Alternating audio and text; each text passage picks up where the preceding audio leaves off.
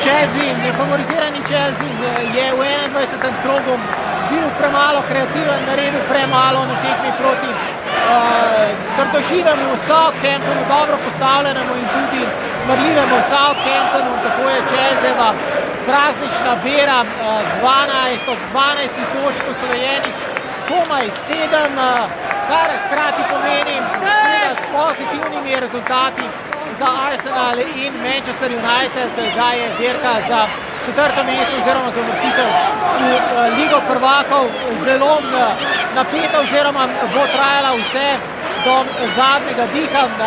Zadnji dih pa bo čez 17 krogov v Premier Ligi, torej še marsikaj odprto, sicer pa končna nocojšnja Chelsea nič, Southampton nič.